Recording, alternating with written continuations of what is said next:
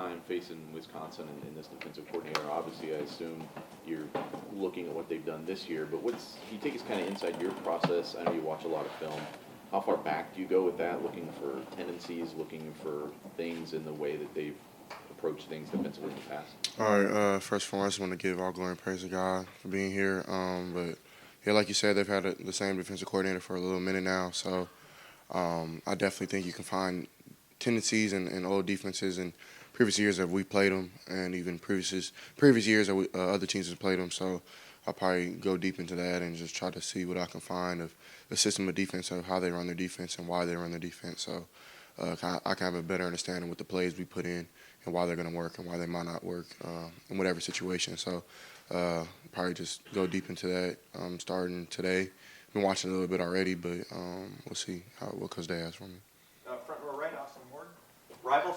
CJ, when did you start feeling like there was maybe a real chemistry with Cade? Me and Cade have put in a lot of work this offseason, trying to make him more of a pass catcher. He was already kind of naturally good at running routes. He just didn't know the reason of why he was running his routes and where he had to be at a certain time. He's really good at man, but in the offseason we really worked on his zone routes, trying to get open in the right time and space at the time. So it kind of started then, and then it's just been building ever since. So I know I missed him on a couple other throws, but I know we'll get back to work. And in our ND periods where we're by ourselves and everybody else has special teams, Cade will come over, him and Mitch, and they'll run routes with us, and that kind of helps as well, just get our chemistry going. Like he was ready to get you back and maybe fight for you after you got tackled on the one handoff there? Yeah, it's all good. I ain't tripping. But Cade, yeah, he always has my back, just like I have his. So, I appreciate him saying something. And, yeah, I was surprised it wasn't a call, but it is what it is. Front row middle, Bill Rabinowitz, Columbus Dispatch. Describe Luke Whippler and your relationship with him and how it's grown.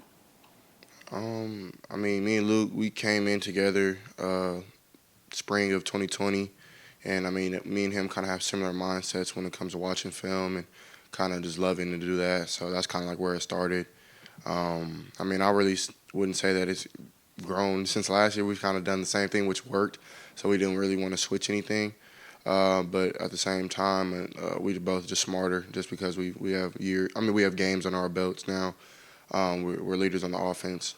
So I definitely feel like me and him will continue to do great things and just be sound with our communication and just be better. So I know that'll happen soon.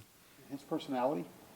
I think he's really outgoing.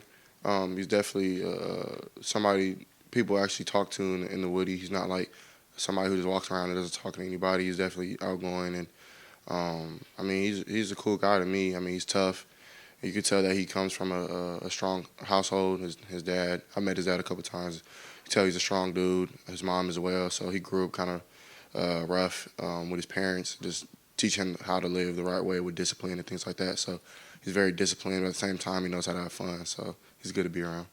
Far left, Jared Smalley, WCMH. Hi, CJ. We've asked you the past couple of weeks about expanding your game, rolling out of the pocket, extending plays with your feet, carrying the football.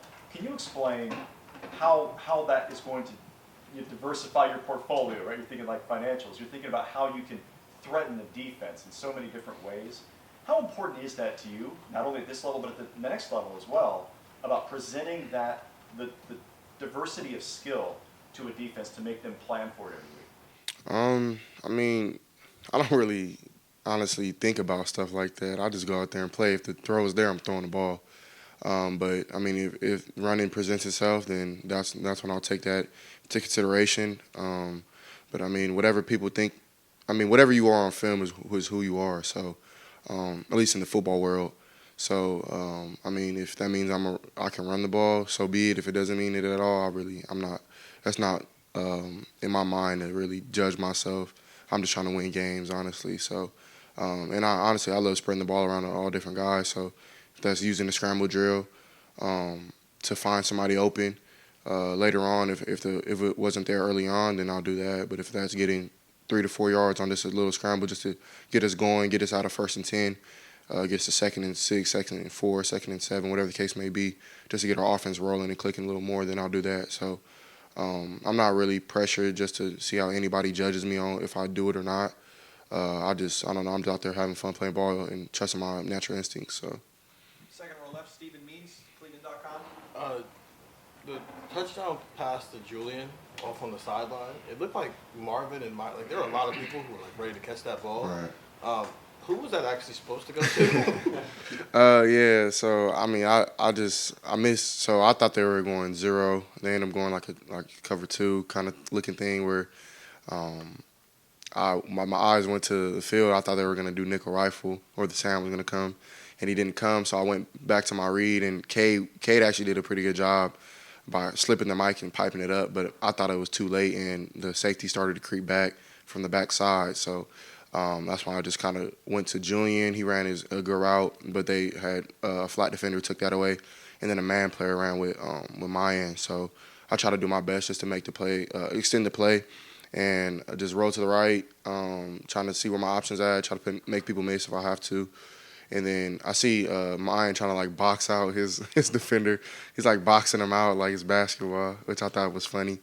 And then Julian is kind of like, he's like running his route, and then he like slips his guy, goes back out like he's running the corner, and then out of the side of my eye I see Marvin like just hauling because he was on the other side on the slant, and he just kept hauling. He was hauling. So I seen Marvin, and I seen Julian, and I was like, man, I don't know. So and then by the time I threw it, I mean Julian got it, and honestly I don't really know. I kind of just gave him a shot.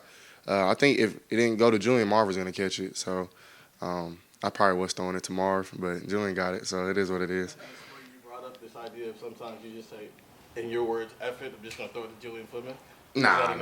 Heck nah, cuz they wouldn't like that. So I gotta be smart with the football. He actually questioned me, like, "What'd you see?" I was like, "I knew I was throwing it to Marv, and he knew I was throwing it to Marv." So, ended up working. He likes when I create plays like that. Just got to be smart with the football because it happened again in another drive. I think the end of the game, one of the end of the game plays of mine, and I just threw it away just to be smart. I accidentally hit a girl, and I apologize, whoever you are. I'm super sorry. I did not mean to. So. Yeah. Second row right, Doug Reese, Cleveland.com. CJ, when you're taking us through a play like that, have you gone back and watched that on film a couple times, or are you recalling that from in the moment of how that play unfolded?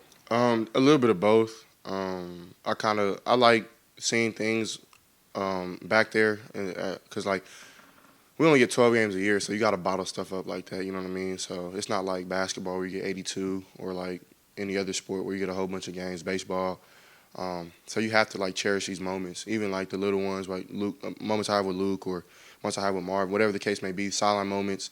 So I try to like cherish those. I know it kind of sounds weird, but so I try to remember both. But film, of course, you go back and it's easier to judge on film, I feel, or from TV, just because one, you don't really know the rules if you're not watching it, or two, you don't really have the view that I have when you're looking past 6'10" DeJuan Jones. So like, and sometimes people just aren't as wide open as it seems because you can't see them. So you have to like find an angle to find your receiver. So I try to do both, or like put two together. And Coach Day would be like, "Man, why don't you see this?" And I'd be like, "Coach, I'm trying." So it just my linemen are big. So at the same time, I never really have a serious issue. It's sometimes, but but going to them, they had a great game. My O line. So, but yeah, I try to do both. Do you just if I said, "Hey, do you remember this touchdown pass from last year against Nebraska?" Would you be able to do that with a play? Like, what's your recall of things that happen? How much do you retain? I probably could. I don't know. You'll probably have to test me on that one day. I think I could. I know Sean McVay is really good at that. I remember he had like a questionnaire where somebody asked him like a 3rd and 6 from like, and you put so much work in for a third down or for a certain situation that you have to remember it. You know what I mean? Because like you put so much work in just with routes, then you go into scout work, and then you go into film study, then you come back and do it the next day, then you clean it up on Thursday, then you walk through it on Friday, then you walk through it on Saturday. So it's like it's so much work that you put in that you want to cherish it so much. You know what I mean? It's like having a baby, I guess. I don't have a baby, God, thank God, but I would probably say that it's like that. You feel me? So.